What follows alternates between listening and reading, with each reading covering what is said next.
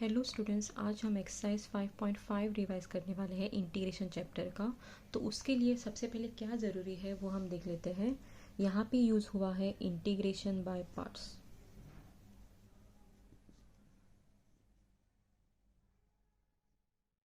ये integration by parts क्या है? अगर इंटीग्रेशन ऑफ टू फंक्शंस, दो फंक्शंस अगर यहाँ पे है तो जो दोनों फंक्शंस है वो यहाँ पे जो वेरिएबल होता है उसका फंक्शन है। तो u is function of x और v भी है फंक्शन ऑफ x। जैसे डेरिवेटिव्स में होता है, प्रोडक्ट का अलग रूल होता है, यहाँ पर भी अगर दो फंक्शंस दिए जाते हैं तो इसका फंक्शन इनटू इसका फंक्शन नहीं कर सकते। यहाँ पे एक रूल यूज़ होने वाला है। तो वो रूल क्या है?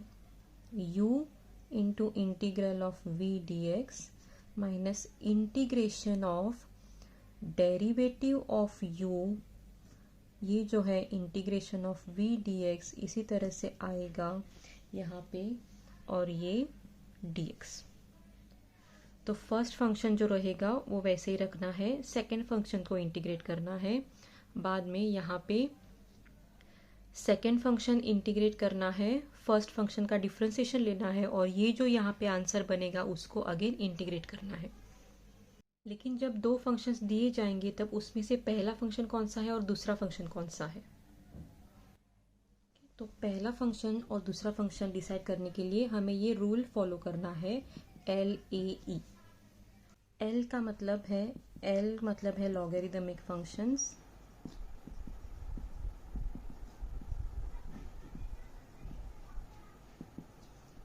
A है अलजेब्रिक,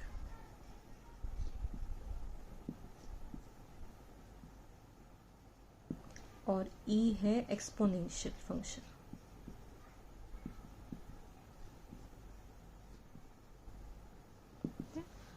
यहाँ पे अगर u और v इन तीनों में से अगर किसी दो का कॉम्बिनेशन है तो हमें पहचानना क्या है, कौन सा u लेना है और कौन सा v लेना है। और ये ऑर्डर इम्पॉर्टेंट है इसलिए ये यहाँ पे दिया है। तो अगर लॉगरिदम इन्वॉल्व है तो सबसे पहले वो u होगा और जो बाकी के हैं वो v रहेगा। तो इसी ऑर्डर में आपको फॉलो करना है। तो हम अभी शुरू करते हैं एक्सरसाइज 5.5 का रिविजन। फर्स्ट प्रॉब्लम है यहाँ पे इवेल्युएशन का, integration of x log x। इसे हम लेते हैं let i is equal to, ये हो जाएगा। और हमें क्या करना है, ऑर्डर फॉलो करना है, LAE। तो यहाँ पे देखिए लॉगरिदम है और ये अलजेब्रिक फंक्शन, जो कुछ भी x स्क्वायर ये सब चीज़ें अलजेब्रिक में आएंगी। तो फर्स्ट हमें लेना है ये जो है let u is equal to, यहाँ पे होगा log x और v है x। ये जस्ट मैं आपकी जानकारी के लिए दे रही हूँ, ये यहाँ सेपरेट एग्जाम में नहीं लिखना है। तो जो कुछ भी फर्स्ट है वो u लेना है और v को सेकंड लेना है। तो यहाँ पे इसका इंटीग्रेशन बनेगा। फॉर्मूला यहाँ पे क्या है, u integral of v minus integral of derivative of u integral of v, ये पूरा dx, यहाँ पर भी आएगा dx। तो ये हमें अभी यहाँ पे अप्लाई करना है। तो u का मतलब है log x। सबसे पहले मैं यहाँ पे इस नोटेशन से लिख देती हूँ, बाद में हम लिख सकते हैं उसका आंसर, नहीं तो क्या आप डायरेक्ट भी लिख सकते हो। तो log x आएगा u integration of x dx minus integration of derivative of log x और integration of x dx the whole dx। तो फर्स्ट फंक्शन है u, सेकेंड फंक्शन है v। तो u का डेरिवेटिव और सेकेंड फंक्शन का integration और पूरा इंटीग्रेशन। तो यहाँ पे आएगा log x, x का इंटीग्रेशन है x square upon 2 minus integration of derivative of log x होता है 1 अपॉन x और इंटीग्रेशन ऑफ x है x स्क्वायर अपॉन 2 इसका dx। तो नेक्स्ट यहाँ पे इसका सिंप्लीफिकेशन क्या हो जाएगा, ये हम ठीक तरीके से लिखते हैं, x square upon 2 log x minus ये x और ये कैंसिल हो जाएगा। तो हमें इंटीग्रेशन फाइंड आउट करना है और हाफ जो है हम बाहर लेते हैं कांस्टेंट। तो यहाँ पे x और x यहाँ पे कैंसिल हो गया, तो यहाँ पे आ जाएगा इंटीग्रेशन ऑफ dx। तो इसका आंसर हो जाएगा x square upon 2 log x minus half और इंटीग्रेशन ऑफ x।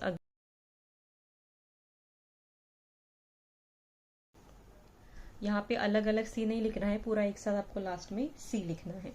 तो यहाँ पे हो जाएगा कंबाइन आंसर इसका x square upon 2 log x minus यहाँ पे हो रहा है 1/4 एक्स स्क्वायर प्लस सी। अगर आप चाहिए तो बाद में लास्ट में 1/2 यहाँ से भी कॉमन लिख सकते थे। 1/2 अगर मैं यहाँ से कॉमन निकालती हूँ तो ब्रैकेट में और एक्स स्क्वायर और एक्स स्क्वायर अपॉन 2 कॉमन है, तो एक्स स्क्वायर अपॉन 2 अगर कॉमन निकलेगा तो लॉग एक्स माइनस यहाँ पे रह जाएगा हाफ प्लस सी। तो ये स्टेप हमने लिखा है यहाँ पे उसकी ज़रूरत नहीं है। यहाँ से यहाँ directly x square upon 2 common निकला तो लॉग एक्स रह गया यहाँ पे और हाफ रह जाता है प्लस सी। तो ये हो गया कंप्लीट आंसर। ध्यान में आपको यही रखना है LAE मतलब प्रोडक्ट, अगर ये दोनों चीज़ों का integration of x separate, integration of log x separate, students यही मिस्टेक करेंगे आप।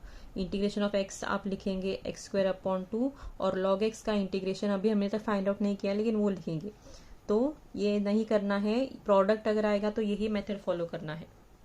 आए लेते हैं integration of x square e⁴x dx।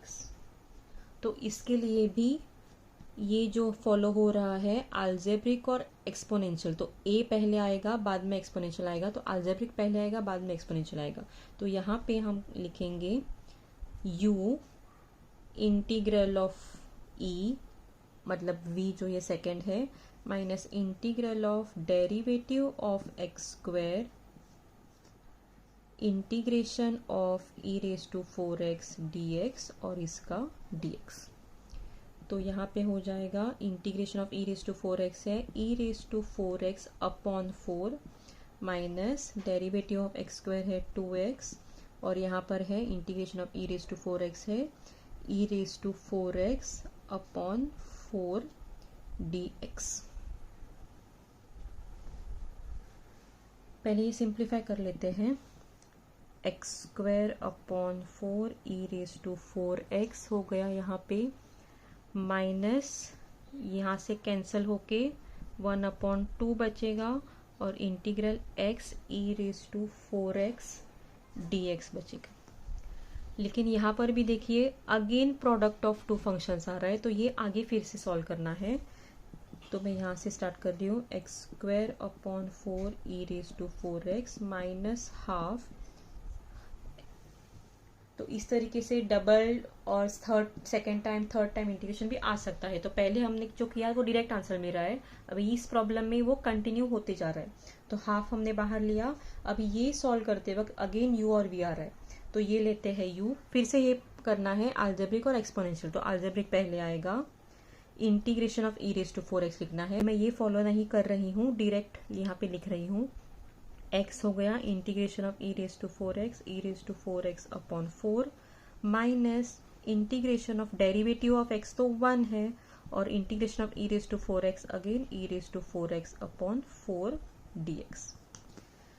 तो next x square upon 4 e⁴x minus half x e⁴x upon 4 minus 1/4 बाहर आएगा और e⁴x का इंटीग्रेशन होगा अगेन e⁴x अपॉन 4 प्लस सी। तो यहाँ पे एक्स स्क्वायर e⁴x अपॉन 4 ये हो जाएगा माइनस हाफ, तो ये हो जाएगा 2 × 4 8 ब्रैकेट हमें ओपन कर रहा है x e⁴x minus minus plus ये है 16 × 2 हो जाएगा 32 e⁴x प्लस सी। आप इतने तक भी आंसर लिख सकते हो। अगर आपको फिर इससे सिंप्लीफाई करना है, e⁴x कॉमन लेना है, LCM निकालना है तो वो भी कर सकते हैं। ठीक है, तो ये है कंप्लीट आंसर। एक्सरसाइज 5.5 का थर्ड प्रॉब्लम है। जैसे हमने सेकंड किया अभी उसी तरीके से आपको थर्ड प्रॉब्लम सॉल्व करना है। सेम मेथड है, वो रिपीट होता जाएगा इंटीग्रेशन, वो आपको करना है। हम अभी सॉल्व करते हैं फोर्थ वन। इसको आई लेंगे, जो क्वेश्चन दिया है वो है x³ e⁴x² और dx। अभी पिछले प्रॉब्लम्स में क्या था, यहाँ पे x² e⁴x था और नेक्स्ट प्रॉब्लम में है x² e⁴2x। X square e raise to 3x है। तो यहाँ पे क्या हो गया, e का जो पावर है यहाँ पे वो लीनियर है, x का पावर 1 है, लेकिन यहाँ पे x स्क्वायर है, तो वो हम डायरेक्टली बाय इंटीग्रेशन नहीं सॉल्व कर सकते, by parts.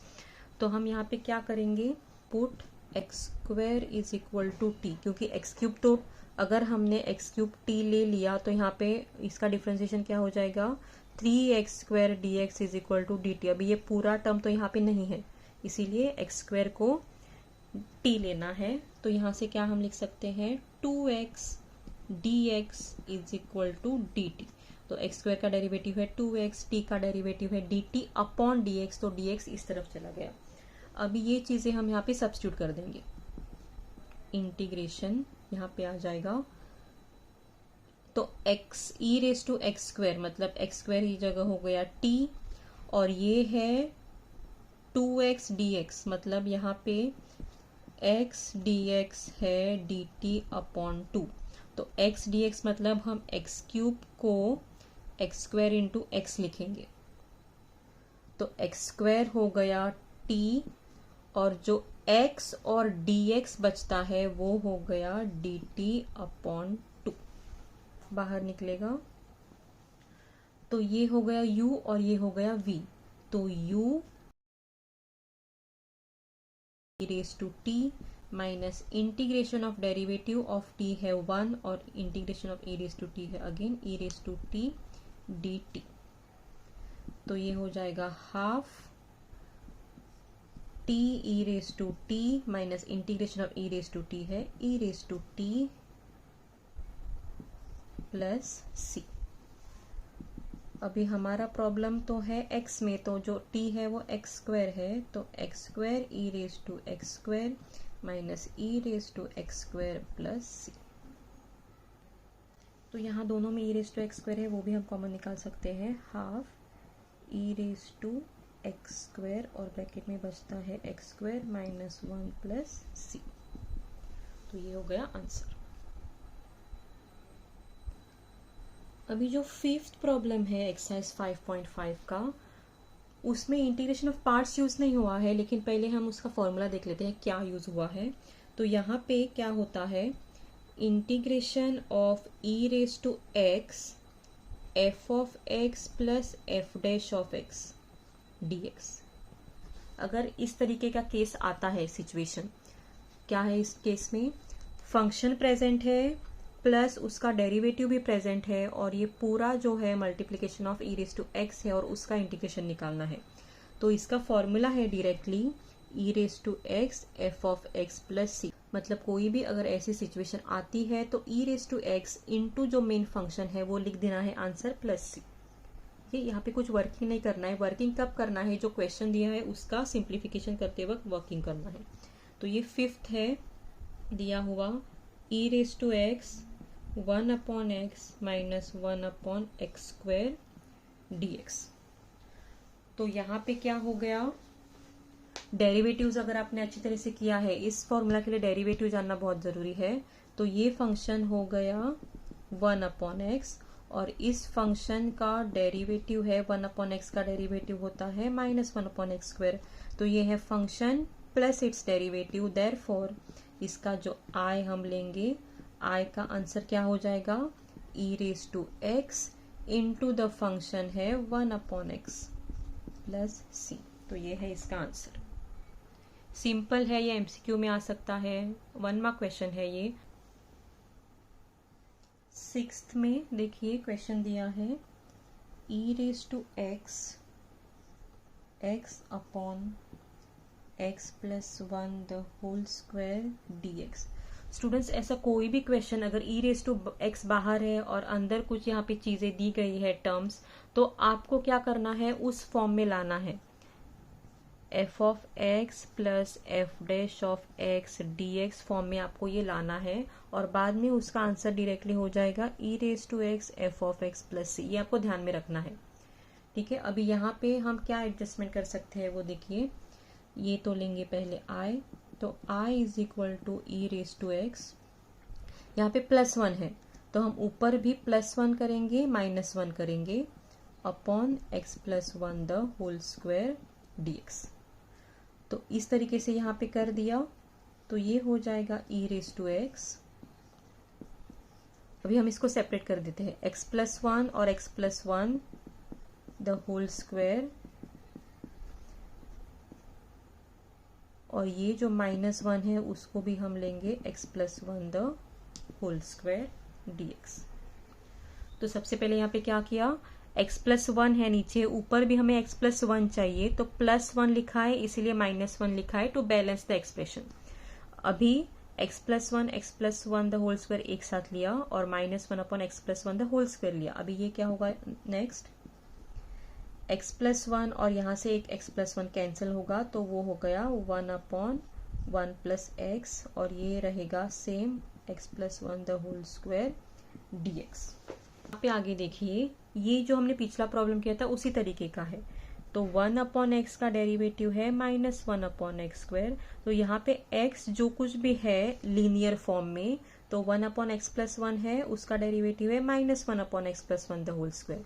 One upon x का डेरिवेटिव होता है minus one upon x square, लेकिन ये यहाँ पे पावर वन होना चाहिए, तो ये हमें मिल रहा है फंक्शन और उसका डेरिवेटिव। सो इसका आंसर हो गया e raise to x into the function plus c. अगर आपको रीजन देना है तो ये फॉर्मूला आपको ब्रैकेट में रीजन लिखना है कि इस वजह से हम ये इस तरीके से लिख रहे हैं। सेवेंथ क्वेश्चन है I integration e raise to x x minus one upon x plus one the whole cube dx। तो इसका क्या करना है, अभी हम जानते हैं वन अपॉन एक्स का डेरिवेटिव है minus one upon x square, और वन अपॉन एक्स स्क्वायर का डेरिवेटिव होता है minus two upon x cube. तो हम अभी इसका यूज यहाँ पे करेंगे। तो वन अपॉन एक्स स्क्वायर का डेरिवेटिव होता है minus two upon x cube. तो यहाँ पे इसका एडजस्टमेंट किस तरीके से आएगा, I is equal to e raise to x. हम ये जो न्यूमरेटर दिया है यहाँ पे वो किस तरीके से लिख सकते हैं, माइनस वन हम लिख सकते हैं। माइनस वन कैसे लिखेंगे, माइनस टू प्लस वन, क्योंकि हमें प्लस वन चाहिए, यहाँ पे प्लस वन है इसीलिए। तो ये जो x माइनस वन है वो लिखेंगे x plus one minus two upon जो डिनोमिनेटर है वो ऐसे ही आएगा। ये इस तरीके से हमने लिखा तो कोई नुकसान नहीं है और ये प्रॉब्लम चेंज नहीं हुआ है। तो माइनस वन को लिखा है हमने माइनस टू प्लस वन, और प्लस वन इसके साथ जोड़ा है x के साथ, क्योंकि हमें यहाँ पे ये कैंसिलेशन करना है। तो e raise to x x plus one upon x plus one the whole cube minus two upon ये लिख देते हैं x plus one the whole cube dx। यहाँ पे dx आएगा स्टूडेंट्स, ठीक है। अभी नेक्स्ट क्या हो गया, यहाँ पे ये कैंसिल होगा, तो x प्लस वन कैंसिल होगा और यहाँ का एक x प्लस वन कैंसिल होगा, तो one upon x plus one the whole square रह जाएगा, और यहाँ पे two upon x plus one the whole cube है और dx है। तो इसके वजह से देखिए वन अपॉन एक्स स्क्वायर का डेरिवेटिव होता है minus two upon x cube, तो यहाँ पे one upon x plus one the whole square का डेरिवेटिव है minus two upon x plus one the whole cube. तो इसके लिए इसका आंसर है ई रेज टू एक्स और into f of x plus सी। तो ये है आंसर। रीजन जैसे कि मैंने बोला, ये आपको यहाँ पे रीजन लिखना है in the bracket. 8th one देखते हैं, I is equal to integration of e raise to x log x the whole square plus 2 log x upon x। Students अभी इसमें स्कोरिंग स्टूडेंट्स और वीक स्टूडेंट्स ऐसे कोई भी बात नहीं है। अगर आप थोड़ा मेहनत लेते हो तो ये भी बहुत इजी प्रॉब्लम है इस तरीके का। सिर्फ आपको प्रैक्टिस करना है और ध्यान में रखना है कि ये हमने प्रॉब्लम इस तरीके से सॉल्व किया हुआ है। जस्ट चेक करेंगे, फंक्शन लेते हैं ये log x the whole square और उसका डेरिवेटिव निकालते हैं।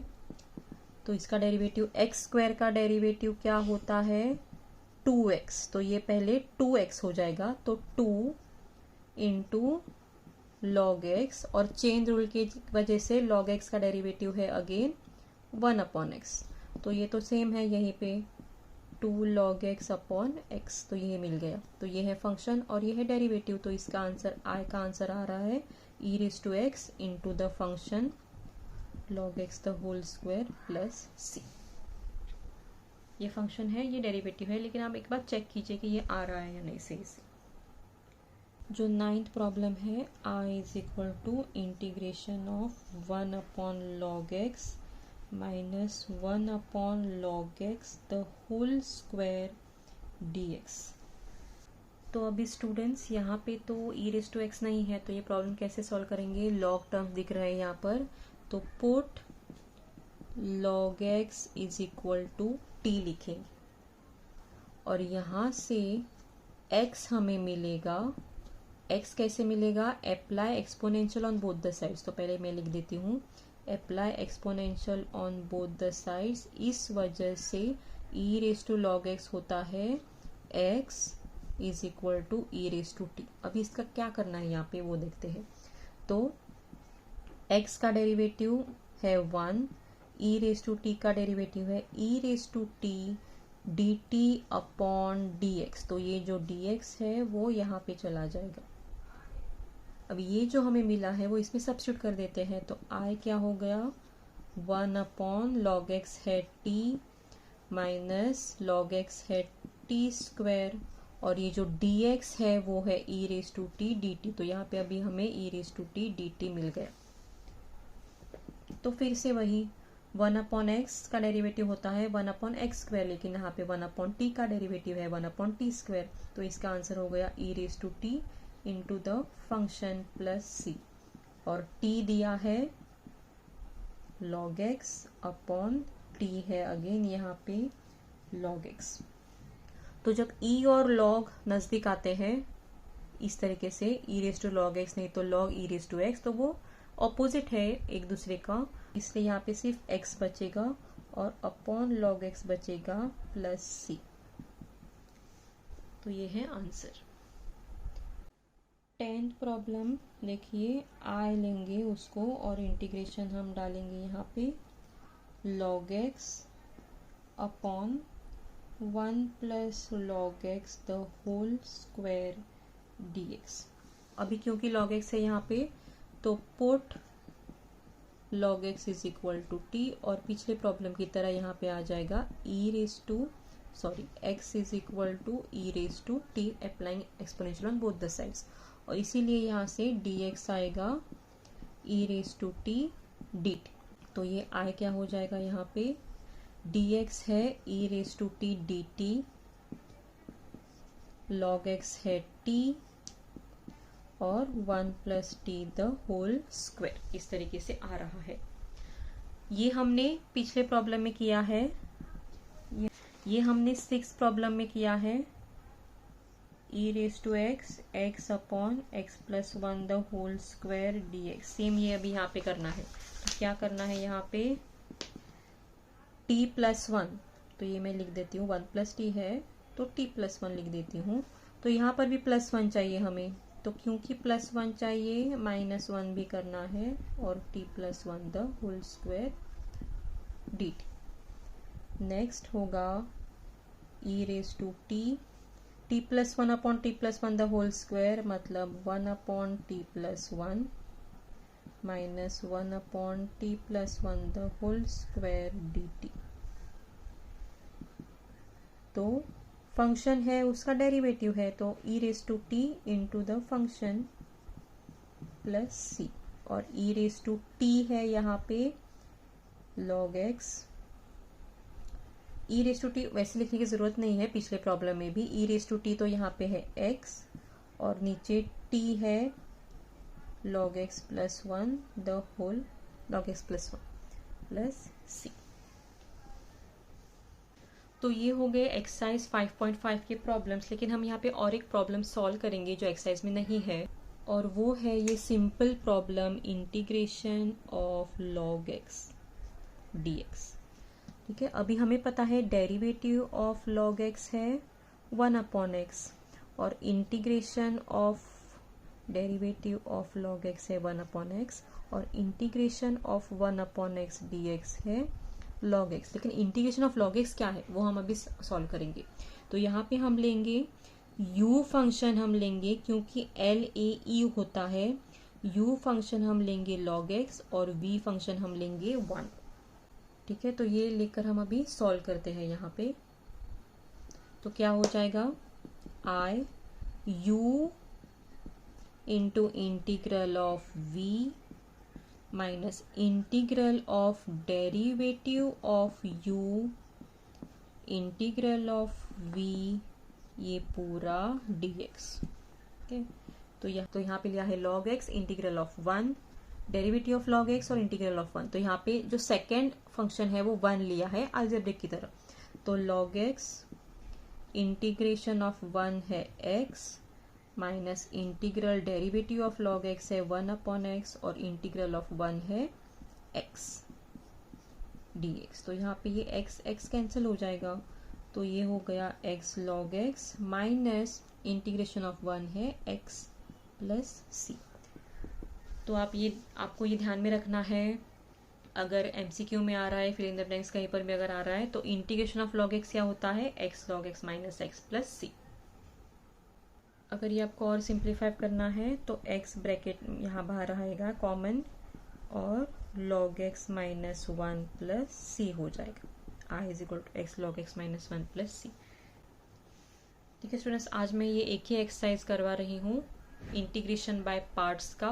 तो ये आप प्रैक्टिस कीजिए, सॉल्व्ड एग्जांपल्स भी देखिए, बहुत ही इंपॉर्टेंट है सॉल्व्ड एग्जांपल इसका, इंटीग्रेशन बाय पार्ट्स का। और अगर कुछ आपको और भी डिफ़िकल्टीज है, डाउट्स है, तो आप कमेंट कर सकते हैं, मैं आपको उसमें हेल्प कर दूँगी। Thank you students.